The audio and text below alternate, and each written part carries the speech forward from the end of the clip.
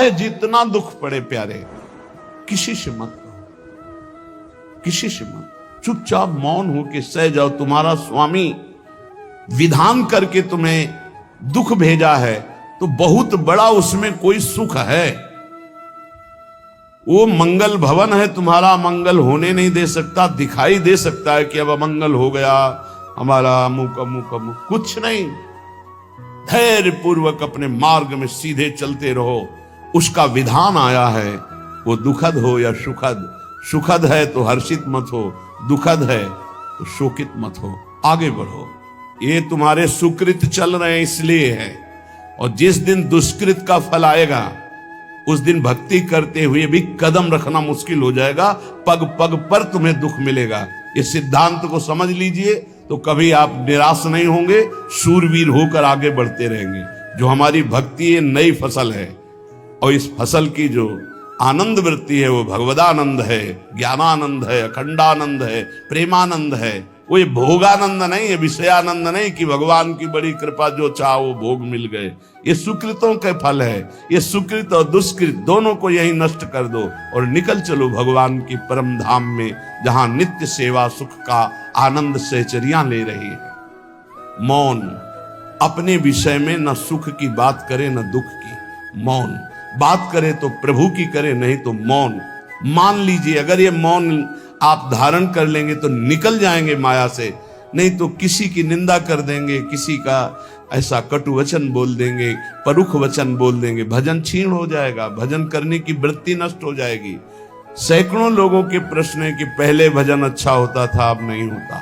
उसमें दो बातें होती है। एक तो भजन की ऐसी भूख बढ़ गई है कि अब उतने भजन से नहीं और भजन होना चाहिए। ये उत्तम महापुरुषों की कृपा पात्र भक्तों की वृत्ति होती है। और एक होता है कि आपसे वैष्णव अपराध बन गया, कुसंग हो गया, इस कारण से ऐसा। अगर आपके हृदय में कोई दोष वृत्ति नहीं हो, फिर भजन में ऐसा लगता है कि मेरे से बहुत कम भजन होता है, वैसा भजन नहीं होता जैसा होना। ऐसा बड़े बड़े महापुरुषों को भी अनुभव होता है। ये कोई निंदनीय बात नहीं है, वंदनीय बात है। पर वास्तविक यदि भजन नहीं हो रहा है, वास्तविक यदि आपका रुक गया है आनंद, तो आप ढूंढ लीजिए आपका भोजन गलत है, आपका संग गलत है, आपने कोई वैष्णव निंदा की है। बस यही कारण है, यही खोज लेना, यही सुधार कर लेना। किसी से क्षमा याचना की जरूरत नहीं। अंदर देखो और आचार्य गुरु से प्रार्थना करो, सब ठीक हो जाए। अगर आपने प्रगट में किसी का अपराध किया और वो उपस्थित हो तो जाओ, उनके चरण पकड़ो, उनसे प्रार्थना करो। भजन का रुकना सहन मत करो। बहुत कठिन है भजन करके भगवत प्राप्ति करना। वो हमारे अंदर सरलता पूर्वक भजन चल रहा है, उसको बचाओ। किसी की निंदा मत करना, किसी की अवहेलना मत करना। तुम्हारी कोई निंदा करे, तुम्हारी अवहेलना करे, सह जाना कह रहे हैं, इसमें कह रहे हैं। संत अंतः क्लेश मतीव दुस्सह तरम प्राप्नोति नाना विधि। मुझे अंदर से भी बहुत पीड़ा दी जाए, काम पीड़ा, क्रोध पीड़ा, लोभ, बाहर से तो ये दिया जाए और अंदर से भी ये दिया जाए, तो भी हे प्रिया जो आपसे नहीं कहूंगा। प्रेम में कभी शिकवा शिकायत नहीं होती, ना इष्ट से और अपने प्रीतम के विधान से दिए हुए कष्ट को हम दूसरे से कह दें। धिक्कार है हमारी प्रीति को। प्रीतम सहावे और मैं दूसरे से शिकायत करूं? नहीं, हर विधान आपका सहो। ये प्रेम है मस्ती का।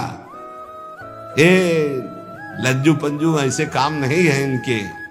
ये तो देखते हैं पैर धर के, अगर गर्म लगा तो हटा लेंगे, मत रखना गर्म ही गर्म है। और छाती मजबूत करके कि आग पे चलूंगा तो पैर रखोगे तो चंदन हो जाएगा आग में भी। पूरे जीवन की बात कह रहा हूं, पूरे जीवन की। सोचो उस समय जब 13 वर्ष की अवस्था है और घर से निकले थे, कोई साथी नहीं है, कोई समझाने वाला नहीं, और आज इतना जीवन हो गया इसी यार के सहारे हुआ है। इसी यार, ना 1 रुपया कभी था, कभी किसी से शिकायत, कभी किसी ने कैसे हो, आनंद है। नहीं सुना है किडनी खराब है तो सुना ही होगा, कोई दुख नहीं, कोई दुख नहीं। वर्तमान दुख वर्तमान के आनंद से बहुत छोटा है। क्या दुख है, स्वामी के द्वारा दिया हो। ये आप हमारी प्रार्थना मान लीजिए। इस मार्ग में चलने पर जो दुख मिले कभी किसी से कहना नहीं, नहीं तो प्रीति में कलंक लग जाएगा, वो तुम्हें प्रभु से हटा देगा। नहीं, रहीमन मन की मन व्यथा रखिए मन में गोए, सुनिच लई है लोग सब बाट न लिए। ये भगवत मार्ग शूरवीरों का मार्ग, कभी अपनी अंतर व्यथा को किसी से मत कहो। जीवन में अगर कोई हमें कष्ट दे रहा है तो हमारा कर्म है, ना कि कोई व्यक्ति। ये बिल्कुल सिद्धांत तक चर्चा समझ लो।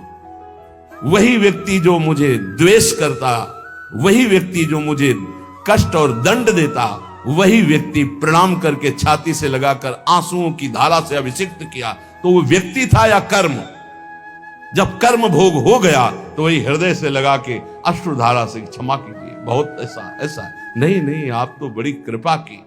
व्यक्ति कभी कष्ट नहीं देता, मेरा कर्म उसके ऊपर सवार होकर मुझे दंड देता है, इसलिए मैं किससे कहूं? अपनी जबान से दांत कट जाए तो किससे कहूं? ये जो दांत, इससे जबान हमारी पीड़ा को किससे कहूं? अपने हाथ से चोट लग जाए किसको कहूं? ऐसे सब आत्मस्वरूप हैं, हमारा कर्म ही उनके ऊपर सवार होकर हमें दंड दे रहा है। इसलिए भाई, श्रीपाद का सिद्धांत जो कह रहे कि अगर भगवत प्रेम प्राप्त करना है तो मुंह बंद, तो अंतः क्लेशमति व दुस्सहतरम। ये जो आप काम क्रोध से जल रहे हो ना, ये तपस्या है, इसका बहुत बड़ा लाभ मिलेगा। और अगर भोग रहे हो ना, गिर रहे हो, पतित हो रहे हो, तो वो सुख नहीं, वो शांति नहीं, वो विश्राम नहीं।